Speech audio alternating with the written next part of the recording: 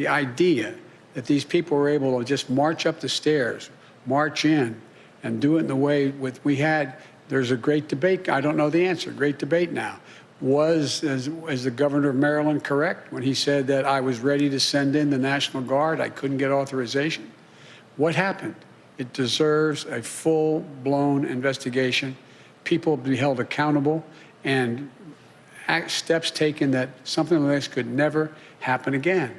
And the difference this time is every nation has dealt, every democracy has dealt with individual terrorist attacks by groups that are very targeted.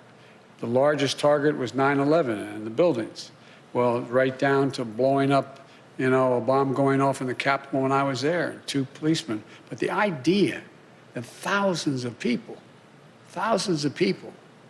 could be marching up the steps of the United States Capitol, breaking windows, breaking doors, forcing their way in, stepping aside. And the photographs of, well, I don't know what the circumstances, the photograph of it looked like you had some of the Capitol Police taking selfies with these people. That has to be thoroughly investigated. The authorities responsible have to be held accountable for the failures that occurred, and we have to make sure that this can never, ever happen again. The damage done to our reputation around the world by a president of the United States encouraging a mob.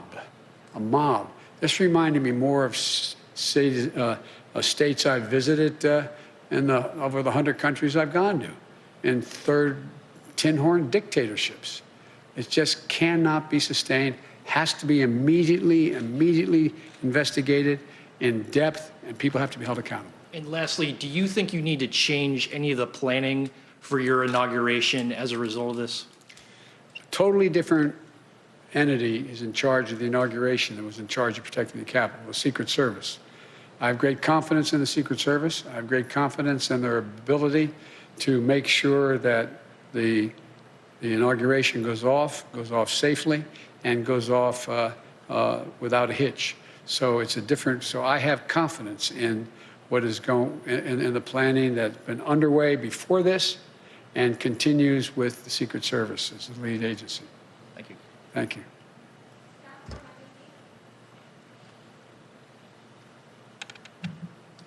President-elect Biden, Vice President-elect Harris, good to see you both. I want to pick up on something that you just said about President Trump actively encouraging the insurrection at the Capitol. Given the perceived threat that he poses, my question to you is not so much about the role that Congress should play in impeachment, but rather, should President Trump, in your estimation, remain in office? I didn't think, look, I've been saying for now well over a year, he is not fit to serve. He is not fit to serve. He's one of the most incompetent presidents in the history of the United States of America. And so the idea that I think he shouldn't be out of office yesterday is not the issue. The question is, what happens with 14 days left to go or 13 days left to go? And I think that what 81 million people stood up and said, it's time for him to go. And the United States Senate voted 93-6 to confirm that we should be sworn in. We were duly elected.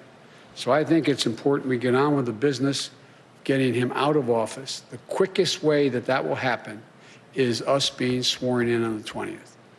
What action happens before or after that is a judgment for the Congress to make, but that's what I am looking forward to, him leaving office. I was told that on the way up here, way over here, that he indicated he wasn't going to show up at the inauguration. One of the few things he and I have ever agreed on. It's a good thing I'm not showing up. Earlier, you'd said that if you'd hope that he would show up only in the sense that it was valuable to send a signal to the world about the transfer of power. You've clearly changed your perspective on that. Because he has clearly demonstrated, he's exceeded even my worst notions about him. He's been an embarrassment to the country, embarrassed us around the world, not worthy to hold that office. If we were 6 months out, we should be moving everything to to get him out of office, impeaching him again, trying to invoke the 25th Amendment, whatever it took to get him out of office. But I am focused now on us taking control as president and vice president on the 20th and to get our agenda moving as quickly as we can. Thank you. Another question about holding public officials to account, and this is about an issue that's no longer a headline but is no less significant and serious, and it's about the more than 600 children who were orphaned under the Trump administration as a result of the family separation policy along the border. During the campaign, you said that practice was criminal. Will you commit to making sure that the Trump administration officials responsible for that policy will be held to account? I'll commit that our Justice Department and our investigative arms will make judgments about who is responsible. All right, you were just watching a special report. President-elect Joe Biden right now taking questions after introducing members of his upcoming administration.